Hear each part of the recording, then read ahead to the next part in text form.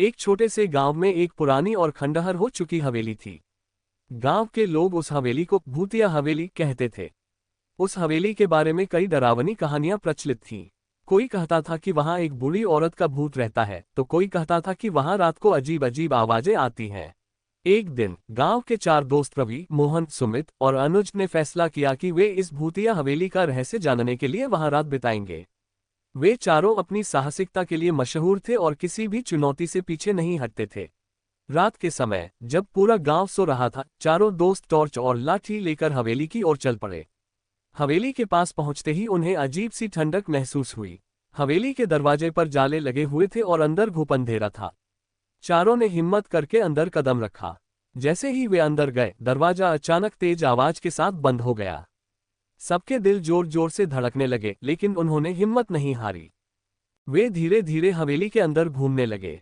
हर कोने में उन्हें धूल और जाले ही नजर आ रहे थे। तभी सुमित ने देखा कि एक कमरे से हल्की सी रोशनी आ रही है। वे सभी उस कमरे की ओर बढ़े। कमरे के अंदर पहुंचते ही उन्होंने देखा कि एक पुरानी मेज पर एक दिया जल रहा है और उसके पास एक पुरानी किताब रखी है। अनुज ने किताब खोली तो उसमें लिखा था, जो यहाँ आएगा उसे यहाँ से निकलने का रास्ता नहीं मिलेगा।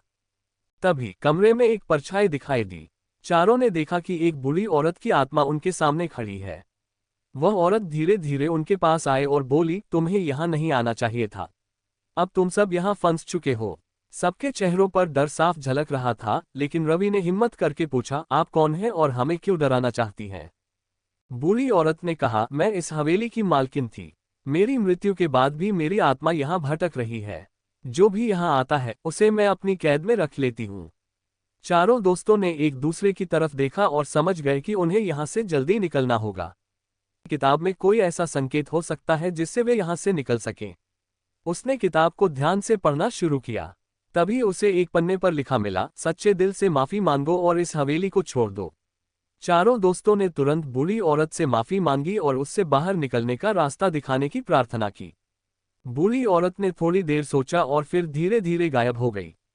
तभी दरवाजा खुद ब खुद खुल गया। चारों दोस्त जल्दी से बाहर निकले और हवेली से दूर भाग गए। उन्होंने निर्णय लिया कि वे अब कभी उस हवेली के पास नहीं जाएंगे।